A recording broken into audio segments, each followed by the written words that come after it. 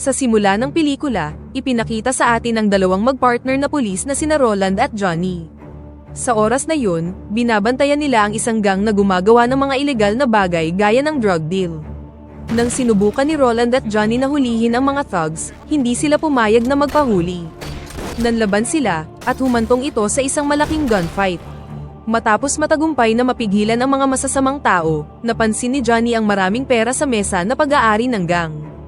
Sinabi niya kay Roland na dapat nilang kunin ang pera at paghatian ito.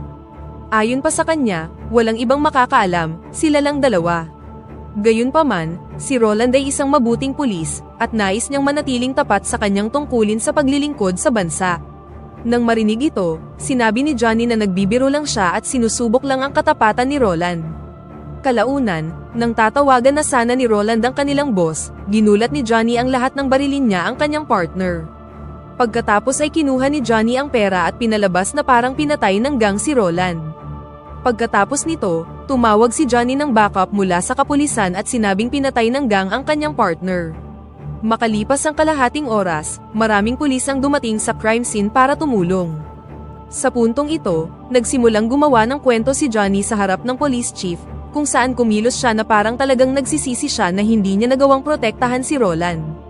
Gayunpaman, sinabi ng police chief na huwag dapat masyadong malungkot si Johnny dahil ayon sa doktor, buhay pa si Roland dahil naisugod siya agad sa ospital. Nang marinig ito, hindi makapaniwala si Johnny at labis na nag-alala dahil si Roland lang ang nakakaalam sa mga masasamang bagay na ginawa niya. Lumipat ang eksena kay Roland sa ospital, kung saan inaasikaso siya ng mga doktor.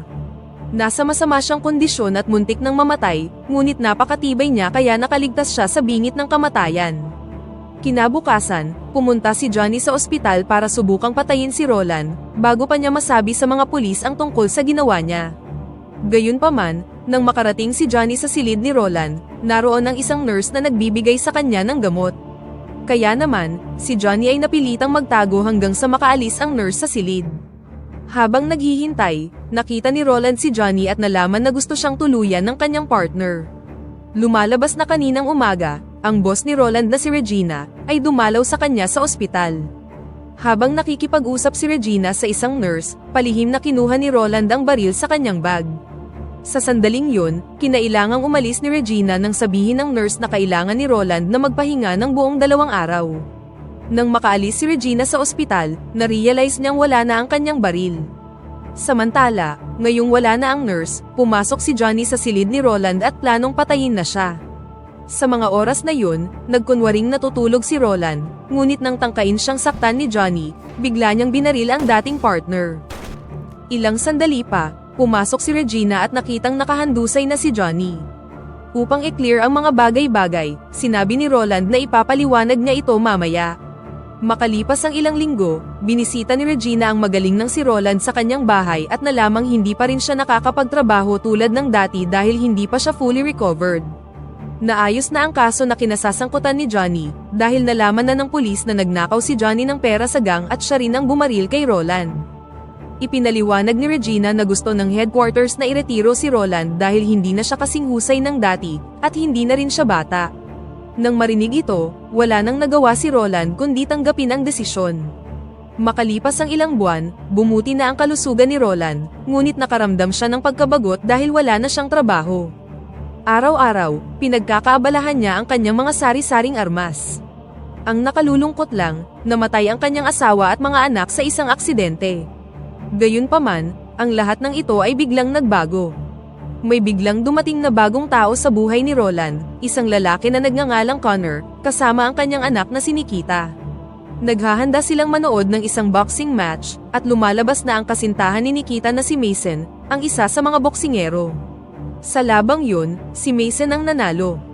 Kinagabihan, nagparty si Mason upang ipagdiwang ang kanyang tagumpay, at naroon din si Nikita para samahan siya. Nang matapos ang party, umalis na sila, napapaligiran ng isang grupo ng mga bodyguard na nagbabantay ng mabuti kay Nikita. Gayunpaman, nangyari ang isang hindi inaasahang bagay nang makarating sila sa parking lot. Mula sa kung saan, isang grupo ng mga kidnapper ang umatake sa mga bodyguard na may layuning dukutin si Nikita. Sa gitna ng kaguluhan, ginawa ni Mason ang isang nakakagulat na bagay nang bigla niyang iwan si Nikita at tumakas sa lugar. Habang nagpapatuloy ang labanan, sinubukan ng mga kidnapper na sunggaban si Nikita ngunit sa kabutihang palad ay nakapalag siya. Sa huli, nagawa niyang makawala sa kanilang mga kamay at matagumpay na nakatakas. Sa sumunod na araw, ang ama ni Nikita na si Connor ay tinawagan ang kanyang matalik na kaibigan at lumalabas na ito ay si Roland. Sa oras na yun, gustong malaman ni Connor kung busy si Roland, ngunit sinabi ni Roland na wala siya masyadong ginagawa dahil matagal na siyang walang trabaho. Pagkatapos ay dumiretso na si Connor sa punto at hiniling kay Roland na pumunta sa kanyang lugar sa isang malayong bayan. Nang marinig ito, pumayag na si Roland, lalo na't matagal na rin silang hindi nagkikita. Pagdating doon ni Roland, isang private driver na ipinadala ni Connor ang dumating upang sunduin siya, at dumiretso sila sa bahay ni Connor. Habang nasa daan, napansin ng driver ang ilang bully na ginagambala ang kanyang bunsong kapatid. Hindi nakatiis ang driver kaya lumabas siya ng sasakyan at kinumpronta sila. Gayunpaman, hindi na nag-aksaya ng oras ang mga bully na yun at sinimulan nilang atakihin ang driver. Hindi pumayag si Roland na manood na lang, at pumagitna para tumulong. Hindi nagtagal, nakarating na si Roland sa lugar ni Connor. Tuwang-tuwa si Connor na makita ang kanyang kaibigan at binigyan siya ng mainit na pagtanggap. Matapos ang kaunting kamustahan, tinanong ni Roland ang malaking tanong kung bakit siya pinapunta ni Connor dito. Doon, ipinaliwanag ni Connor na kamakailan lang, ang kanyang anak na si Nikita ay muntik nang makidnap. May kutob siya na ang mga tao sa likod nito ay nirentahan ng kanyang karibal sa negosyo. Lumalabas na si Connor ay isang mayamang tao na may negosyo sa mga langis, at sa palagay niya ay kagagawan ang lahat ng ito ng kanyang karibal, isang lalaking nagngangalang Cross. Dahil dito, kailangan ni Connor ng ilang skilled bodyguard na kayang protektahan ang kanyang anak. Dahil alam niya kung gaano kagaling si Roland, nagpasya siyang ialok sa kanya ang trabaho. Sa sandaling yun, walang trabaho si Roland, kaya't kinuha na niya ang pagkakataon. Nang magkasundo na sila, hindi nag-aksaya ng panahon si Connor at ipinakilala si Roland sa anak niyang babae. Nang makita siya, naalala pa rin ni Nikita si Roland bilang ang kaibigan ng kanyang ama at nakakajaming niya rin ang kanyang mga anak noon.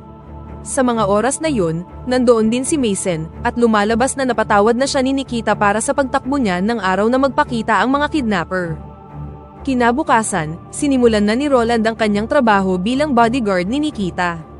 Para maging ligtas, pinasuot niya kay Nikita ang isang kwintas na may nakalagay na tracker.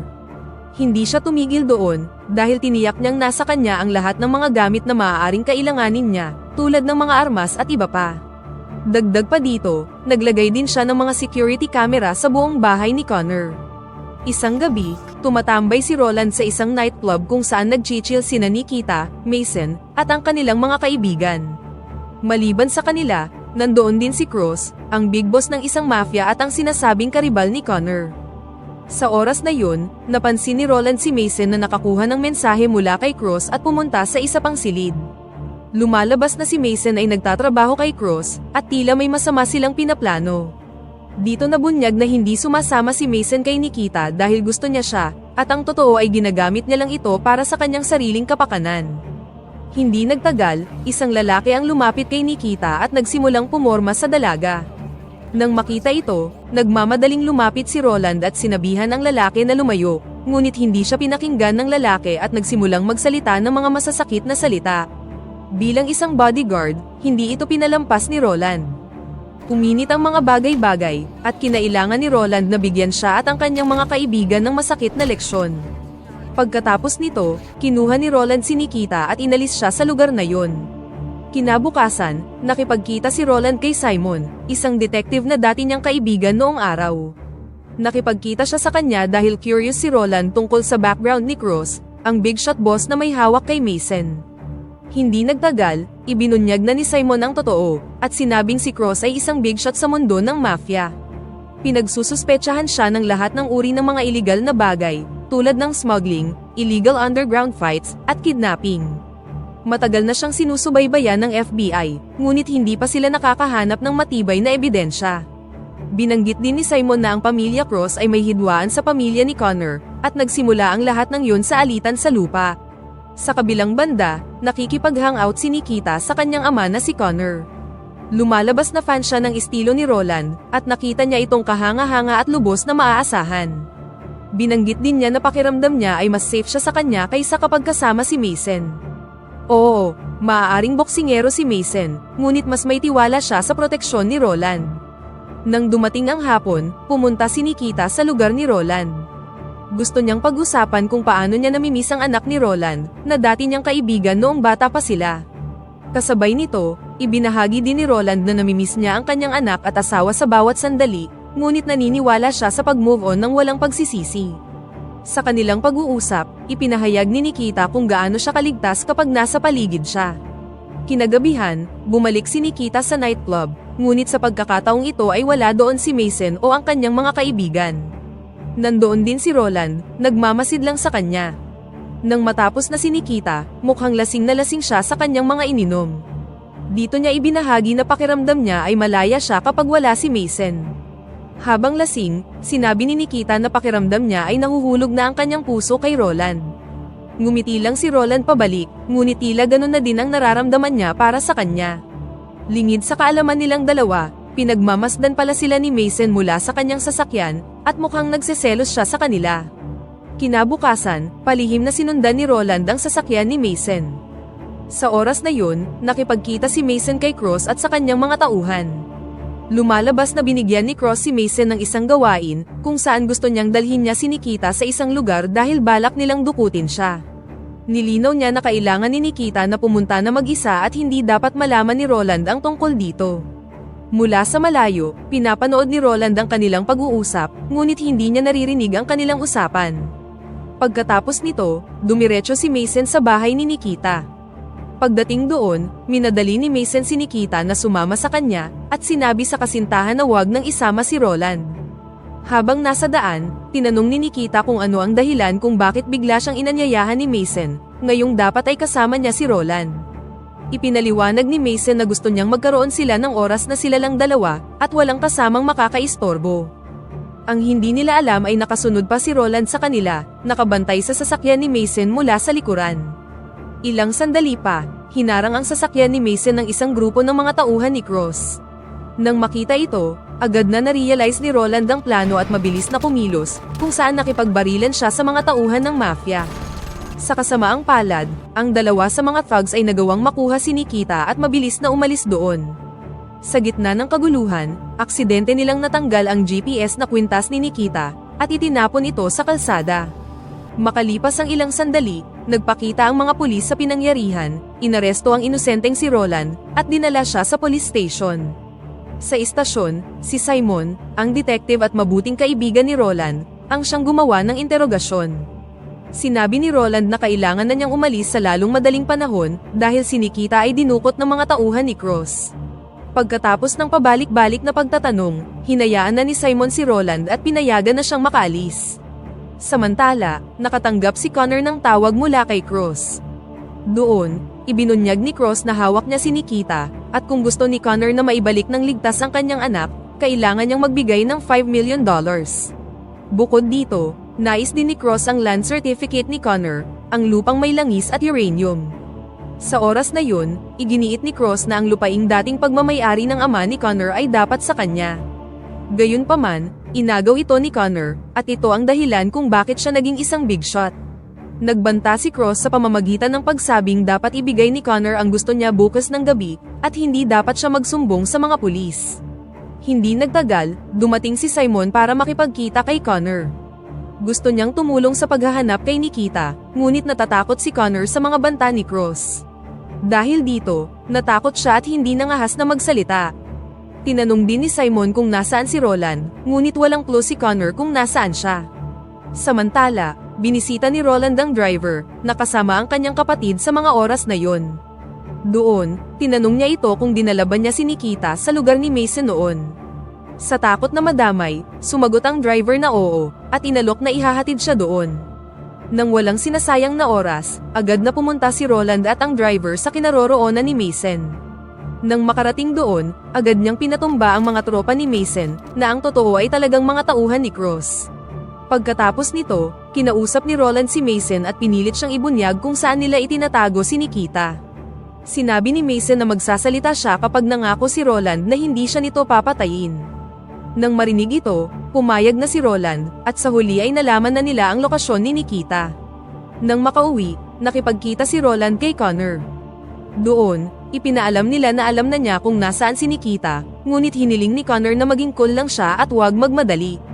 Sa oras na yun, sobrang nag-aalala si Connor tungkol sa kaligtasan ni Nikita, kaya balak niyang ibigay kay Cross ang gusto niya, basta makabalik lang ng ligtas ang kanyang anak. Ayaw niyang isangkot ang iba pang tao, sa takot na baka mailagay lang nito sa panganib ang buhay ni Nikita. Nang sumunod na gabi, pumayag na si Connor na ibigay ang lahat ng hinihingi ni Cross. Sa likod ng mga eksena, si Nikita ay bihag pa rin ni Cross at hindi lubos na makapaniwala nang malaman na sangkot si Mason sa lahat ng ito. Ilang sandali pa, nakipagkita si Connor kay Cross at sa kanyang mga tauhan. Doon, iniabot niya ang suitcase na naglalaman ng lahat ng mga hinihingi ni Cross. Pagkatapos nito, inutos ni Cross kay Mason na ibigay na ang bihag na si Nikita, ngunit nabunyag na nandoon din si Roland sa eksena. Hindi siya nag-aksaya ng oras at dinispatcha ang mga sniper na ipinadala ni Cross bilang proteksyon. Matapos makuha ang pera, mga diamante, at mga sertipiko ng lupa, inutusan ni Cross ang kanyang mga tauhan na patayin na si Connor. Sa puntong ito, dahil wala na ang mga sniper, nagawang mapabagsak ni Connor ang kanyang karibal. Nang tila malapit nang tapusin ni Connor si Cross, si Simon at ang mga pulis ay nagpakita sa lugar upang pigilan ang buong nangyayaring kaguluhan. Samantala, si Roland ay nasa isang misyon na iligtas si Nikita, na hawak ngayon ng pangunahing tauhan ng mobster. Isa itong one-on-one showdown sa pagitan ni Roland at ng kanang kamay ni Cross, at nauwi ito sa isang malupit na laban. Makalipas ang ilang minutong suntukan, nakuha ni Roland ang kalamangan, at kalaunan ay na-rescue si Nikita sa kapahamakan. Kasabay nito, si Simon, na noon pa minomonitor ang mga kilos ni Cross, ay inaresto siya. Sa huli, pinasalamatan ni Connor si Roland sa pagliligtas sa kanyang anak, at dito na nagtatapos ang pelikula. Pakipindot naman ang like button kung nagustuhan mo ang pelikula, at kung hindi naman, pindutin mo ng 2 beses ang dislike button para lang makasiguro.